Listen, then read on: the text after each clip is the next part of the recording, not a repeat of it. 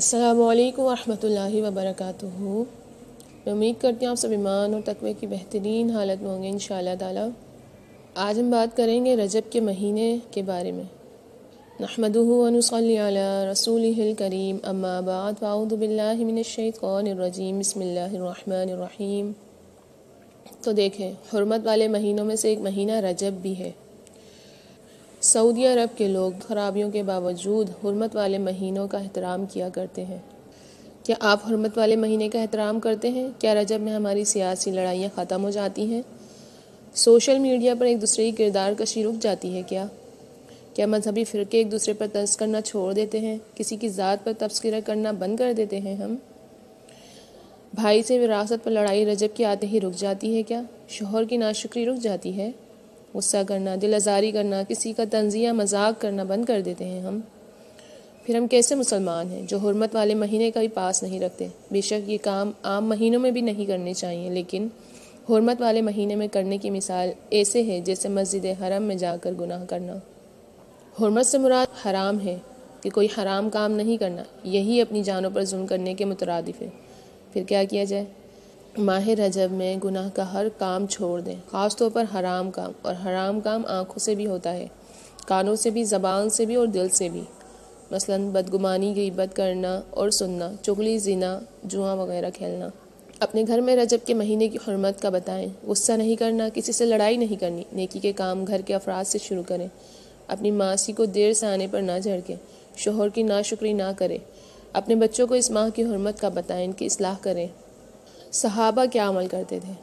صحابہ رجب میں ہی رمضان کی تیاری کا آغاز کرتے تھے، اور ہماری تیاری شعبان یا رمضان سے چند دن پہلے ہوتی ہے، جو کہ سموسے پکوان کی صورت میں ہوتی ہے۔ ابھی سے رمضان کے لیے ذہن تیار کر لیں، پھر شعبان میں عمل اور رمضان میں عبادت بن جانے پر رمضان اچھا گزرے گا انشاءاللہ۔ جیسے ہم 4 گھنٹے کی شادی کے فنکشن کے لیے مہینوں پہلے تیاریاں شروع کر دیتے ہیں، تو رمضان جو 30 دن کا ہوتا ہے اس کے لیے تیاری کیوں نہیں کرتے؟ تو اپنے دلوں کی صفائی کیجیے۔ رجب بے رخی کو ترک کرنے کا، روٹھوں کو منانے کا مہینہ ہے، شعبان عمل کرنے کا، اور رمضان سچائی اور صفائی کا مہینہ ہے۔ کیا گندے آلودہ گلاس میں آپ آب زمزم پیئیں گے؟ رمضان میں آپ 16 گھنٹے کا روزہ رکھیں گے، تلاوت، نوافل، تراویح، زکوٰۃ کا خصوصی اہتمام کریں گے، کچھ عمرے پر بھی جائیں گے، لیکن دل کا برتن تو گندا ہے، تو پہلے صفائی کر لیجیے تاکہ صاف برتن میں جو عبادت ڈالیں وہ قبول ہو۔ یہ مہینہ ہے پچھلے گناہوں کی توبہ اور نئی نیکیاں کرنے کا۔ رجب توبہ کا، شعبان عمل کا، اور رمضان قربت کا مہینہ ہے۔ الحمدللہ رب العالمین۔ ایک دم سے رمضان کی برکتیں نہیں آتی، جیسے بہت سے لوگ پہلا روزہ رکھ کر بیمار ہو جاتے ہیں۔ آپ روزہ رکھیں، جن کے فرضی روزے چھوٹ گئے اس کی قضا دیں۔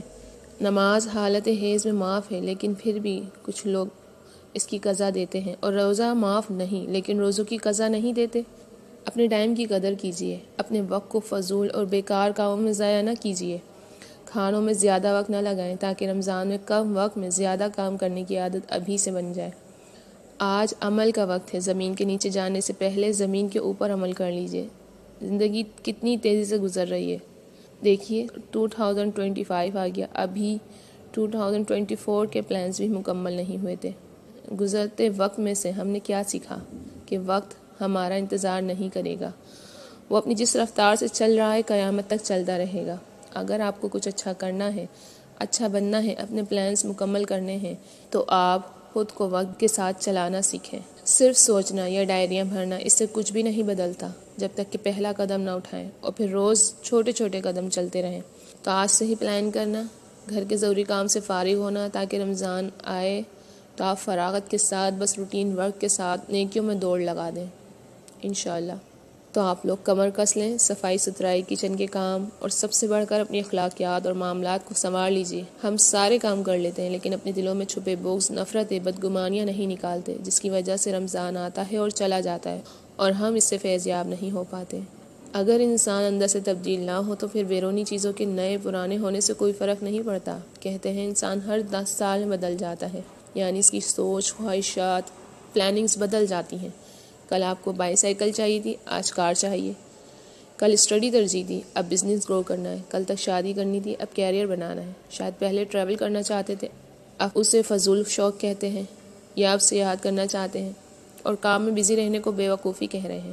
زندگی اور انسان تبدیلی کا ہی نام ہے، لیکن یہ تبدیلیاں اس وقت بے معنی ہو جاتی ہیں اگر ان تبدیلیوں کے اندر سے بدل کر فطرت نہ بنا لیا جائے، ان سے فائدہ نہ لیا جائے۔ کچھ لوگ پریشان ہوں گے کہ فلاں عمر تک پہنچ گئے اور فلاں کام نہیں ہوئے، جیسے شادی، جاب، گھر یا پھر کیریئر میں فلاں چیز پا نہیں سکے، ابھی تک دھکے ہی کھا رہے ہیں، ابھی تک وہیں کے وہیں کھڑے ہیں، یہ سال بھی ویسے ہی پرانے سالوں جیسا رہا۔ تو ایک بات سمجھ لیں، انسان کی زندگی میں جو تبدیلیاں ہوتی ہیں وہ کیلنڈر دیکھ کر نہیں ہوتی، وہ آپ کے گھر کے وال کلاک دیکھ کر نہیں ہوں گی، کیونکہ تبدیلیاں یونیورسل کلاک کائناتی وقت پر ہوتی ہیں۔ یہ جو آپ کو اچھی جاب نہیں ملی تو اس میں سال کا قصور نہیں ہے، نہ ہی خود کو بلیم کریں۔ آپ نے کوشش کی، نہیں ہوئی تو پھر گلٹ کا شکار نہ ہو۔ جاب کے ملنے نہ ملنے کا سال کے آنے اور جانے سے کوئی تعلق نہیں ہے، رزق کی تقسیم کا الگ کیلنڈر ہے جو انسانوں کے ہاتھ میں نہیں دیا گیا۔ ہاں، لیکن کوشش جاری رکھیں، بس مایوس نہ ہو، وہ بہترین وقت پر بہترین عطا کرے گا انشاءاللہ۔ اور اس سال بھی شادی، منگنی، نکاح، رشتہ نہیں ہوا، یقین رکھیں کہ اس میں بھی سال کا کوئی قصور نہیں ہے، اس میں سال کا کچھ لینا دینا بھی نہیں ہے، یہ ڈپارٹمنٹ اور ہے، یہ بھی سال مہینے دیکھ کر نہیں چلتا۔ کوشش کی آپ نے، دعا بھی کی، بس اتنا ہی کافی ہے۔ اب اسٹریس نہ لیں، گلٹ کا شکار نہ ہو، جن معاملات میں انسان کا اختیار نہ ہو ان پر پریشان بھی نہیں ہونا چاہیے۔ طوفان ہو، مشکل یا مصیبت، اس میں سینہ پیٹنے نہیں بیٹھ جاتے، خود کو بلیم کرنا بند کریں، جو کل نہیں ہوا وہ آئندہ ہو جائے گا انشاءاللہ۔ آپ کو صرف یہ کرنا ہے کہ اپنی کوشش جاری رکھیں، ساتھ پر امید بھی رہیں۔ قرض چڑھ گیا، مالی مشکلات بڑھ گئیں، بیماری آ گئی، مشکلیں بڑھ گئیں، ریلیکس رہیں، انشاءاللہ آنے والا ہر لمحہ آسانی لائے گا۔ آپ کو صرف یقین رکھنا ہے، قرض اتر جائے گا، مالی معاملات ٹھیک ہو رہے ہیں، بیماری شفا کی طرف جا رہی ہے، تکلیفیں ختم ہو رہی، مصیبتیں ٹل رہی ہیں۔ یہ جو یقین ہوتا ہے نا، یہ ایک طاقتور مقناطیس کی طرح ہوتا ہے، آپ جس سوچ، جس عمل، جس خواب پر یقین رکھتے ہیں اسے اپنی طرف کشش کرتا ہے اور وہ چیز ہو جاتی ہے۔ کوشش کریں کہ بیکار کی چیزوں سے دور رہیں، اس لیے صرف اچھا سوچیں، کوشش سے تھک جائیں تو دعا نہ چھوڑیں۔ بس آپ کو کامل یقین رکھنا ہے، توکل رکھنا ہے اپنے رب پر، یقین رکھیں کہ انشاءاللہ بہت جلد سب ٹھیک ہونے لگے گا، کیونکہ یقین ہی سب کچھ ٹھیک کرتا ہے۔ اس سال کاموں کی، خوابوں کی پلاننگ نہ کریں، عمل کی کریں، ہر حال میں پر امید رہنے کا عمل، ہر حال میں یقین اور توکل رکھنے کا عمل۔ کچھ ہو جائے آپ پرسکون رہیں گے، کچھ ہو جائے آپ مایوس نہیں ہوں گے، آپ خود کو بہتر بنائیں گے، اچھی عادتیں اپنائیں۔ جھوٹ رزق کی برکت کھا جاتا ہے، حسد اللہ کی طرف سے بھیجی نعمتوں کو آنے نہیں دیتا، مایوسی اچھی نعمتوں کے راستے میں رکاوٹ بنتی ہے۔ اس لیے امید اور یقین کو تھام کر رکھیں، آئندہ آنے والا ہر لمحہ آپ کے لیے رحمت اور خوشیاں لا رہا ہے انشاءاللہ۔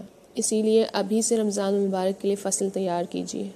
رجب کا مہینہ بیج بونے کا مہینہ ہے، شعبان کا مہینہ اسے پانی دینے کا مہینہ ہے، اور رمضان کا مہینہ فصل کاٹنے کا مہینہ ہے۔ جو شخص رجب میں فصل نہ بوئے اور شعبان میں اسے پانی نہ دے تو وہ رمضان میں کیسے فصل کاٹے گا؟ رمضان المبارک کو بھرپور انداز میں خوش آمدید کرنا چاہتی ہیں تو اسکرین ٹائم کم کر دیں، اللہ پاک سے بھرپور دعائیں مانگیں، ایسے لیکچرز سنیں جو آپ کو اللہ سے جوڑتے ہیں، آپ کے دل کو نرم کرتے ہیں، آپ میں عمل کا شوق بڑھاتے ہیں۔ ابھی سے اپنے اوقات کا جائزہ لیں، وقت کہاں خرچ ہو رہا ہے، تسبیحات اور قرآن کو باقاعدگی سے پڑھنے کی روٹین بنائیں، اپنے دلوں کو صاف کریں، ہر طرح کی ناشکری، گلے شکوے، دوسروں کے بارے میں برے خیالات، برا چاہنا، کسی کو تکلیف میں دیکھ کر خوش ہونا، ان سب باتوں سے باہر آ جائیں۔ یقین جانیں اگر آپ نے اپنے دل کو صاف کر لیا، اللہ آپ کو ایمان کی وہ حلاوت نصیب کرے گا، اس کے بعد کسی اور چیز کی طلب باقی نہیں رہے گی۔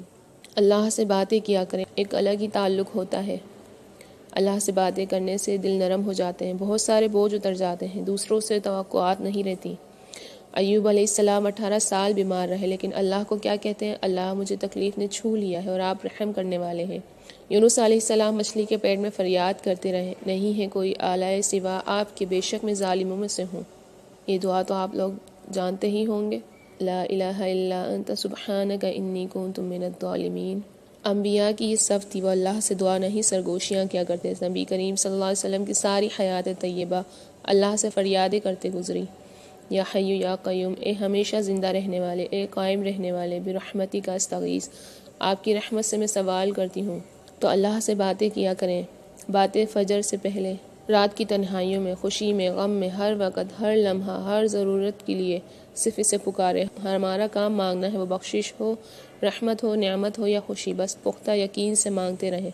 تو رمضان آنے والا ہے، اس سے پہلے تہجد میں وقت لگائیں، کوشش کریں اٹھنے کی تہجد کے ٹائم۔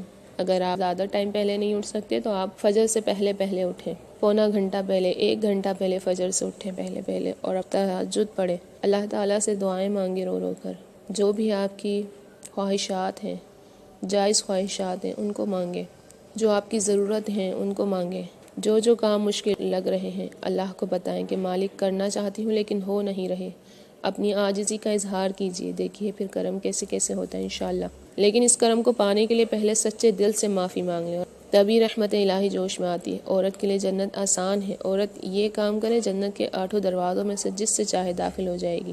رسول اللہ صلی اللہ علیہ وسلم نے فرمایا، جو عورت 5 نمازیں ادا کرے، رمضان کے روزے رکھے، اپنی عزت و عصمت کی حفاظت کرو، اپنے شوہر کی فرمانبرداری کرے، اسے قیامت کے دن کہا جائے گا کہ جنت کے 8 دروازوں سے جس سے چاہے داخل ہو جائے۔ صحیح بخاری کی حدیث ہے۔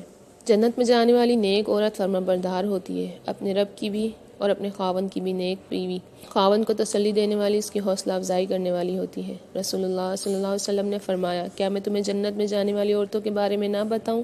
تمہاری بیویاں بھی جنت میں ہوں گی جو اپنے شوہروں سے بہت زیادہ محبت کرنے والی ہوں۔ مومن عورت اپنے شوہر کی اطاعت شعار ہوتی ہے۔ رسول اللہ صلی اللہ علیہ وسلم سے پوچھا گیا کون سی عورت بہتر ہے؟ آپ صلی اللہ علیہ وسلم نے فرمایا، وہ عورت جب خاوند اس کی طرف دیکھے تو اسے خوشکن نظروں سے دیکھے، جب خاوند اس کو کسی بات کا حکم دے تو اسے بجا لائے، فوراً اس کی فرمانبرداری کرو۔ مومن عورت اپنے خاوند کی پوشیدہ باتوں کی حفاظت کرتی ہے۔ نیک عورتیں فرمانبردار ہوتی ہیں، مرد کی غیر موجودگی میں بھی اللہ کی دی ہوئی حفاظت سے اس کی حقوق کی حفاظت کرتی ہیں۔ جنت میں جانے والی عورت شکر گزار ہوتی ہے، صبر و ضبط کرتی ہے۔ مسلمان عورت کی ایک اہم صف شکر گزاری، یعنی خوشحالی اور تنگ دستی ہر حالت میں اللہ کا بھی شکر ادا کریں، اپنے خاوند کی بھی شکر گزار ہوں۔